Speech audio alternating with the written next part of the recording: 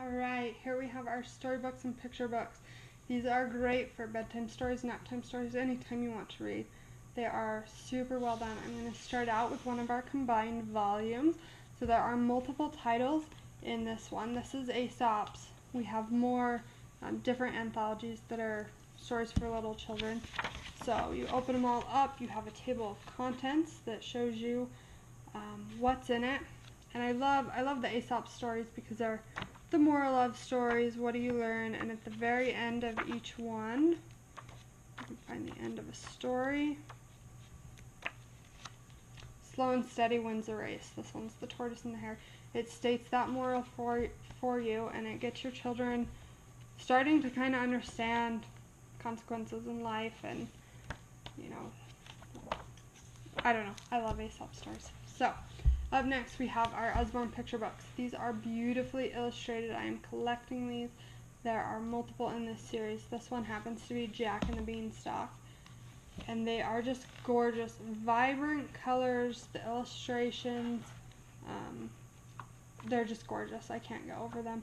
And they're really well told recreations of your favorite stories. There's Jack and the Beanstalk, Anne of Green Gables, Snow White, Goldilocks and the Three Bears. So really, really well done.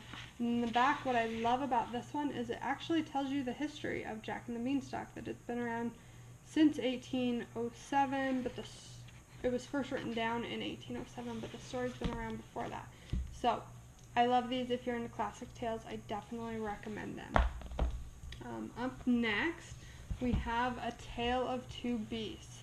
This is one of my all-time favorite books, and the reason why is because my sister and I, growing up, fought like cats and dogs. We never could see each other's side of the story, we could never compromise, and my mother needed this book. She needed to read it to us every time we fought, because it goes through, and it tells the story first from the little girl's point of view.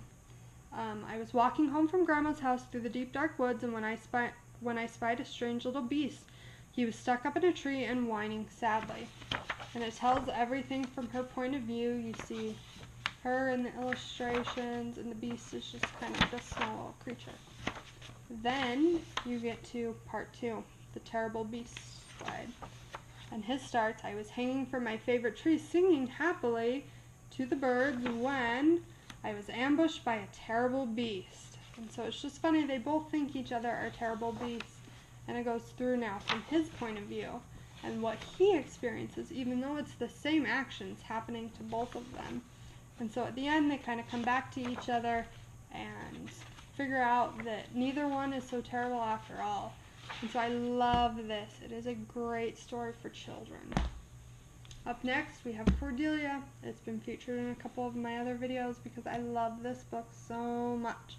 Michelle Nelson Schmidt writes books with a cause, with a purpose, to teach your children to be hardy, to learn that life is what it is, but you can control your attitude. You may not be able to control your circumstances, but you can control how you feel and how you approach life. She signed all of the copies at convention, which was 1,200. It took her 11 hours. But Cordelia is a girl that can fly.